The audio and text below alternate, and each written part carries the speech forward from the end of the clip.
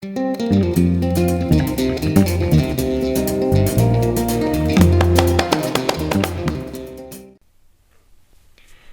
you're talking about mojo, there's kind of an implication that there's something interesting going on inside. So people and businesses, who have loads of mojo, oodles of it. I'm talking about people like maybe Rick Stein, where he stands on fish.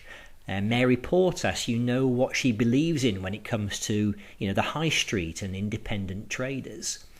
Innocent Smoothies, they've got a very strong sense of purpose, and you couldn't imagine any of these people or businesses acting out of character. That's who they are through and through.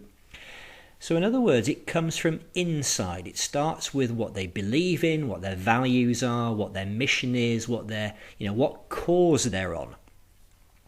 But conversely, what most people tend to do when they're looking to market a product or a service is they externalize. They think about who can we target, who can we tell that we exist, who can we push our message on. And what they push out is a bit bland. It tends to be the facts of, where we're based, how many partners we've got, what type of law we do, the range of accountancy services that we offer, the search engine optimization work that we do, or the type of web design work that we do. And it begins to sound a bit like what everybody else says in that particular industry. There's nothing in that message to distinguish you from your rivals. It's a bit samey.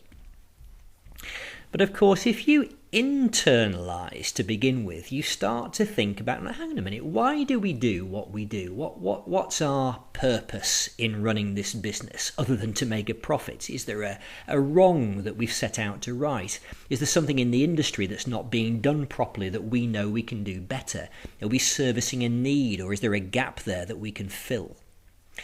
Talk about things like what your people are doing, not necessarily just in their working role, but maybe there are people in your organization who are doing great charity work, or maybe they've got a fascinating personal story which indicates the type of people you hire, their character, their values and their beliefs. Makes you a bit more interesting when you open up a little bit in this way. Talk about the stories that you're generating for clients, the outcomes that you're producing for people. You've recognized that they have a problem or an issue. You've solved it in your own distinctive way, and you've created a fantastic legacy, something you've left behind, where the client's now in a better place than they were at the beginning when they first met you.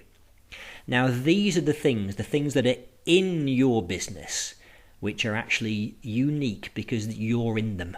You're in these stories. It's kind of your real estate in a way. No one else can lay claim to it because you've played a role in all of these activities. But very often we don't talk about those things. We default to those slightly more tangible but less interesting things, like just the bare facts of what we do.